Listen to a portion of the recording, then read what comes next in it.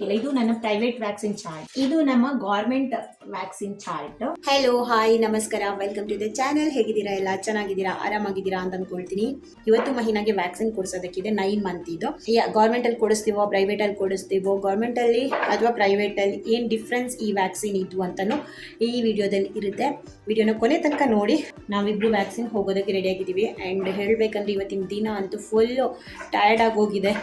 ಬೆಳಗ್ಗೆಯಿಂದ ಪುರ್ಸೋತಿಲ್ಲ ಥರ ಆಗ್ಬಿಟ್ಟಿತ್ತು ನನಗೆ. ಆ್ಯಂಡ್ ಈ ವಿಡಿಯೋ ಮಾಡೋದ ಬೇಡವಾ ಅಂತ ಇದ್ದೆ ನಾನು. ಇರಲಿ, ಯಾಕಂದರೆ ನಾನು ಪ್ರತಿಯೊಂದು ವ್ಯಾಕ್ಸಿನ್ ಹೋದಾಗಲೂ ವಿಡಿಯೋ ಮಾಡ್ತೀನಿ. ಇದನ್ನು ಕೂಡ ನಿಮ್ಗೊಂದು ಇನ್ಫಾರ್ಮೇಷನ್ ಕೊಟ್ಟಾಗ ಆಗುತ್ತೆ ಅಂತ ಮಾಡ್ತಾ ಇದ್ದೀನಿ. ಇಲ್ಲ ನಿಜವಾಗ್ಲೂ ನಂಗೆ ಇವತ್ತು ಟಯರ್ಡ್ ಆಗೋಗಿತ್ತು. ನೋಡೋಣ, ವ್ಯಾಕ್ಸಿನ್ ಬಗ್ಗೆ ಹೇಳ್ತೀನಿ. ನಾವು ಹಾಸ್ಪಿಟಲ್ ಹೋಗೋ ಟೈಮಲ್ಲಿ ಮಹಿನಾ ಮಲ್ಕೊಂಡಿದ್ಲು. ಈ ರೀತಿ ಹೊರಗಡೆ ಹೋಗುವಾಗ ಮಲ್ಕೊಂಡಿದ್ರೆ ನಮ್ಗೆ ಆರಾಮ ಅನಿಸುತ್ತೆ, ಇಲ್ಲಾಂದರೆ ಕಿರಿಕಿರಿ ಮಾಡ್ತಾ ಇರ್ತಾಳೆ. ಹಾಸ್ಪಿಟಲಲ್ಲಿ ಸ್ವಲ್ಪ ಹೊತ್ತು ವೆಯ್ಟ್ ಮಾಡಿದ್ವಿ.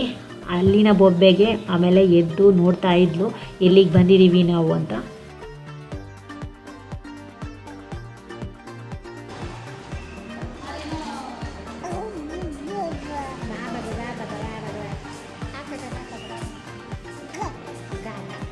Hello, welcome back. ನೆನ್ನೆ ವ್ಯಾಕ್ಸಿನ್ ಹೋಗೋ ವಿಡಿಯೋ ಮಾಡಿದ್ದೆ, ಅದಾದಮೇಲೆ ಅದನ್ನು ಕಂಟಿನ್ಯೂ ಮಾಡೋದಕ್ಕಾಗಿ ಯಾವತ್ತೂ ಅಷ್ಟೇ ವ್ಯಾಕ್ಸಿನ್ ಹೋಗೋ ದಿವಸ ವಿಡಿಯೋ ಸ್ಟಾರ್ಟ್ ಮಾಡಿರ್ತೀನಿ, ಅದನ್ನು ಎಂಡ್ ಮಾಡೋದು ನೆಕ್ಸ್ಟ್ ಡೇನೇ ಆಗಿರುತ್ತೆ. ನೆನ್ನೆ ಬರೀ ಈವ್ನಿಂಗ್ ಹೋಗಿದ್ವಿ, ಬರುವಾಗನೇ ಲೇಟ್ ಆಯಿತು. ಆ್ಯಂಡ್ ಮತ್ತೆ ಬಂದ ಮೇಲೆ ಮನೆ ಕೆಲಸ, ಅದರ ಜೊತೆ ನಾನು ಬಿಗ್ ಬಾಸ್ ಕೂಡ ಫಾಲೋ ಮಾಡ್ತೀನಿ. ಅದು ಈ ವ್ಯಾಕ್ಸಿನಿಂದಾಗಿ ಬಿಗ್ ಬಾಸ್ ಕೂಡ ನೆನ್ನೆ ನೋಡೋದಕ್ಕಾಗಿಲ್ಲ, ಅರ್ಧ ಮಿಸ್ ಆಯಿತು.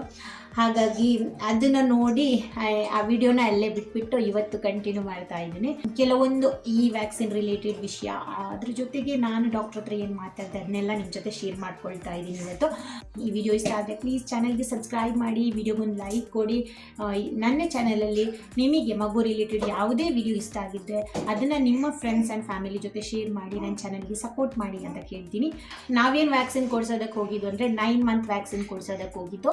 ಈ ವ್ಯಾಕ್ಸಿನ್ ಕೊಡಿಸುವಾಗ ನನಗೆ ಸ್ವಲ್ಪ ಡೌಟ್ ಇತ್ತು, ಗೌರ್ಮೆಂಟಲ್ಲಿ ಕೊಡಿಸ್ಲಾ ಪ್ರೈವೇಟಲ್ಲಿ ಕೊಡಿಸ್ಲಾ ಅಂತ. ಆ್ಯಂಡ್ 6 ತಿಂಗಳ ವ್ಯಾಕ್ಸಿನ್ ನಾವು ಪ್ರೈವೇಟಲ್ಲಿ ಕೊಡಿಸಿದ್ವಿ. ಅದಕ್ಕಿಂತ ಹಿಂದಿನ ವ್ಯಾಕ್ಸಿನ್ಗಳೆಲ್ಲ ನಾವು ಗೌರ್ಮೆಂಟಲ್ಲೇ ಕೊಡಿಸಿದ್ದು.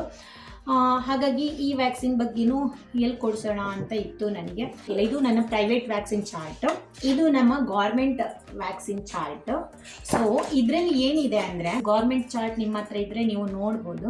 9 ಮಂತಲ್ಲಿ ಗೌರ್ಮೆಂಟ್ ಹಾಸ್ಪಿಟಲಲ್ಲಿ MR ಅನ್ನೋ ವ್ಯಾಕ್ಸಿನ್ ಸಿಗುತ್ತೆ. ಆ್ಯಂಡ್ ಪ್ರೈವೇಟಲ್ಲಿ 9 ಮಂತಲ್ಲಿ MMR ಅನ್ನೋ ವ್ಯಾಕ್ಸಿನ್ ಸಿಗುತ್ತೆ. ಚಾರ್ಟ್ ನೋಡಿದ್ರೆ ಸೇಮ್ ವ್ಯಾಕ್ಸಿನೇ ಬರೆದಿದ್ದು. ಹಾಗಾಗಿ ನನಗೆ ಗೌರ್ಮೆಂಟಲ್ಲಿ ಕೊಡಿಸೋಣ ಅಂತ ಇದ್ದೆ. ಹಾಗಾಗಿ ಲಾಸ್ಟ್ ಟೈಮ್ ನಾನು ಡಾಕ್ಟರ್ ಹತ್ರ ಹೋದಾಗ ಒಂದ್ಸಲ ಚೆಕ್ ಮಾಡಿದೆ. ಅವಾಗ ಡಾಕ್ಟರ್ ಹೇಳಿದ್ದು ಗೌರ್ಮೆಂಟಲ್ಲಿ MR ವ್ಯಾಕ್ಸಿನ್ ಸಿಗುತ್ತೆ, ಪ್ರೈವೇಟಲ್ಲಿ MMR ಸಿಗುತ್ತೆ ಅಂತ ಹೇಳಿದ್ರು. ಅವಾಗಲೇ ನಾನು ಚಾರ್ಟ್ ನೋಡಿದ್ದು, ಇದೊಂದಿದೆ ಅಲ್ವಾ ಅಂತ. MR ಅಂದರೆ ಗೌರ್ಮೆಂಟಲ್ಲಿ 2 ಕಾಯಿಲೆಗೆ ಮಾತ್ರ ವ್ಯಾಕ್ಸಿನ್ ಸಿಗೋದು, ಒಂದು ಮೀಸಲ್ಸ್ ಆ್ಯಂಡ್ ರುಬೆಲ್ಲಾ ಅಂತ. ಆ್ಯಂಡ್ ಪ್ರೈವೇಟಲ್ಲಿ ಮೀಸಲ್ಸ್, ಮಮ್ಸ್ ಆ್ಯಂಡ್ ರುಬೆಲ್ಲಾ, ಈ 3ಕ್ಕೆ ಅವರು ಕಾಂಬಿನೇಷನ್ ಆಗಿ ವ್ಯಾಕ್ಸಿನ್ನ ಕೊಡೋದು ಪ್ರೈವೇಟಲ್ಲಿ. ಗೌರ್ಮೆಂಟಲ್ಲಿ ಮಮ್ಸಿದ್ದು ವ್ಯಾಕ್ಸಿನೇಷನ್ ಇರೋದಿಲ್ಲ. ಹಾಗಾಗಿ ಅವ್ರು ಹೇಳಿದ್ದು ನೀವು ಬೆಟರ್ ಮಮ್ಸಿಗೆ ಕೂಡ ಆ್ಯಡ್ ಮಾಡ್ಕೊಂಡು ವ್ಯಾಕ್ಸಿನ್ ಕೊಡಿಸೋದು ಒಳ್ಳೆಯದು. ಇತ್ತೀಚೆಗೆ ಕೆಲವೊಬ್ಬೊಬ್ಬರಲ್ಲಿ ಆ ಕಾಯಿಲೆ ಬರ್ತಾ ಇದೆ, ಅಂದರೆ ಎಲ್ಲರ ಹತ್ರ ಅಂತಲ್ಲ, ಕೆಲವೊಬ್ಬೊಬ್ಬರ ಹತ್ರ ಬರ್ತಾ ಇದೆ. ಇದನ್ನು ಕಾಂಬಿನೇಷನ್ ಆಗಿ ನಾವು ಕೊಡ್ತೀವಿ ಪ್ರೈವೇಟಲ್ಲಿ ಅಂತ ಹೇಳಿದಾಗ ನಾವು ಕೂಡ ಅಂದ್ಕೊಂಡು ಸುಮ್ಮನೆ ಏನಕ್ಕೆ ರಿಸ್ಕ್ ತಗೊಳ್ಳೋದು, ಪ್ರೈವೇಟಲ್ಲೇ ಕೊಡಿಸೋಣ ಅಂತ ನಾವು MMR ಕೊಡಿಸಿದ್ವಿ. ಮತ್ತೆ ಇನ್ನೊಂದು ಕೇಳಿದೆ, MR ಹೋಗಿ ಗೌರ್ಮೆಂಟಲ್ಲಿ ಕೊಡಿಸಿ 1 more Mನ ಮತ್ತೆ ಕೊಡ್ಬೋದಾ ಅಂತ ಕೇಳಿದೆ, ಅಂದರೆ ಮಮ್ಸಿಗೆ ಮತ್ತೆ ಕೊಡ್ಬೋದಾ ಅಂತ. ಅವಾಗ ಡಾಕ್ಟರ್ ಹೇಳಿದ್ರು ಆ ರೀತಿ ಯಾರು ಕೊಡೋದಿಲ್ಲ, ನೀವು ಒಂದು MMR ತಗೋಬೇಕು, ಇಲ್ಲಾಂದರೆ MR ತಗೊಳ್ಳಿ ಅಂತ ಹೇಳಿದ್ರು. ಆ್ಯಂಡ್ ಕಾಸ್ಟ್ ಬಗ್ಗೆನೂ ಹೇಳಬೇಕಂದ್ರೆ ದೊಡ್ಡ ಕಾಸ್ಟ್ ಏನು ಆಗಿಲ್ಲ. ಕೆಲವೊಂದೊಂದು ಹಾಸ್ಪಿಟಲಲ್ಲಿ ಇದು ಕೂಡ ಬೇರೆ ಬೇರೆ ವೆರೈಟಿಯಲ್ಲಿ ವ್ಯಾಕ್ಸಿನ್ ಇದು ಚಾರ್ಜ್ ಇರ್ಬೋದು. ಬಟ್ ನಾವು ಕೊಡಿಸಿದಾಗ ಒಂದು ವ್ಯಾಕ್ಸಿನ್ಗೆ 680 ಅಷ್ಟು ಬಂದಿದೆ. ಅದು ಬಿಟ್ಟು ಬೇರೆ ಎಲ್ಲ ಚಿಕ್ಕ ಚಿಕ್ಕ ಇರುತ್ತೆ, ನೀಡಲ್ ಚಾರ್ಜ್ ಅದು ಇದು ಅಂತೆಲ್ಲ ಚಾರ್ಜ್ ಮಾಡ್ತಾರೆ, ಡಾಕ್ಟರ್ ಚಾರ್ಜ್ ಅಂತೆಲ್ಲ ಇರುತ್ತೆ ಪ್ರೈವೇಟಿಗೆ ಹೋದರೆ. ಸೊ ಮತ್ತು ಯಾವತ್ತು ನಾವು 2000 3000 ಈ ರೀತಿಯೆಲ್ಲ ಆಗ್ತಾಯಿತ್ತು. ಈ ಸಲ MMRಗೆ ಎಕ್ಸ್ಪೆನ್ಸಿವ್ ಅಂತ ಅನಿಸಿಲ್ಲ.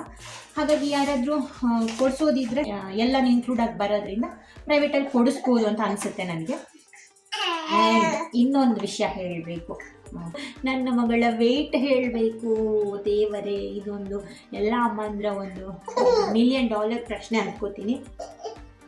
ಎಷ್ಟು ವೆಯ್ಟ್ ಇದ್ದಾಳೆ ನಿಮ್ಮ ಮಗಳು ಎಷ್ಟು ವೆಯ್ಟ್ ಇದ್ದಾಳೆ, ನಿಮ್ಮ ಮಗಳು ಎಷ್ಟು ಹೈಟ್ ಇದ್ದಾಳೆ ಎಲ್ಲ ಕೇಳ್ತೀರಾ?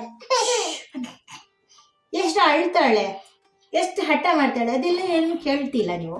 ವೆಯ್ಟ್ ಇಷ್ಟಿದ್ದಾಳೆ ಅಂತ ಅವಳ ವೆಯ್ಟ್ನ ಹೇಳೋದಕ್ಕೆ ನಂಗೆ ಬೇಜಾರಾಗ್ತಾ ಇದೆ. ಅವಳು 2 ಮಂತಿಂದ ಬರೀ 8 kg ಇದ್ಲು. ಈ ಮಂತಲ್ಲಿ ಹೋಗಿ ಚೆಕ್ ಮಾಡಿದಾಗ ವೆಯ್ಟ್ ಕಮ್ಮಿ ಆಗಿದ್ದಾಳೆ, ಒಂದು 100 ಗ್ರಾಮ್ ಅಷ್ಟು ಕಮ್ಮಿ ಆಗಿದ್ದಾಳೆ. 7.900 ಇದ್ದಾಳೆ. ಸೊ ನಿಜವಾಗ್ಲೂ ಬೇಜಾರಾಯಿತು. ಡಾಕ್ಟರ್ ಹತ್ರ ಕೇಳಿದೆ ಏನಕ್ಕೆ ಈ ರೀತಿ ಇನ್ಕ್ರೀಸ್ ಆಗ್ತಾ ಇಲ್ಲ ಆ್ಯಂಡ್ ಡಿಕ್ರೀಸ್ ಆದ್ಲು ಅಂತ. ಅದಕ್ಕೆ ಡಾಕ್ಟರ್ ಏನಂದಿದ್ದು ಅಂದರೆ ಮೇಯ್ನಾಗಿ ಆ್ಯಕ್ಟಿವಿಟೀಸ್ ಆ್ಯಂಡ್ ಇನ್ನೊಂದು ಏನಂದರೆ ಅವಳ ಪ್ರಾಬ್ಲಮ್ ಇವಾಗ ಫುಡ್ ಏನೆಲ್ಲ 8 ತಿಂಗಳ ತನಕ ಚೆನ್ನಾಗಿ ತಿಂತಾ ಇದ್ಲು. ಅದಾದಮೇಲೆ ಫುಡ್ ತಿಂತಾಳೆ, ಅಂದರೆ ನಾನು ಏನು ಬೌಲಲ್ಲಿ ಹಾಕ್ತೀನಿ ಅದನ್ನು ಕಂಪ್ಲೀಟ್ ಖಾಲಿ ಮಾಡೋದಿಲ್ಲ. ಒಂದು 2-3 ಸ್ಪೂನ್ ತಿಂದು ಅದರ ಟೇಸ್ಟ್ ನೋಡಿಬಿಟ್ಟು ಆಮೇಲೆ ಅಲ್ಲೇ ಬಿಟ್ಬಿಡ್ತಾಳೆ. ಏನೇ ಟೇಸ್ಟ್ ಆಗಿರೋದು ಕೊಟ್ಟರು ಅಷ್ಟೇ. ಹಾಗಾಗಿ ಸ್ವಲ್ಪ ಡಾಕ್ಟರ್ ಹತ್ರ ಕೇಳಿದೆ ಹೇಗೆ ತಿನ್ನಿಸೋದು, ಏನು ಮಾಡಲಿ ಅಂತ.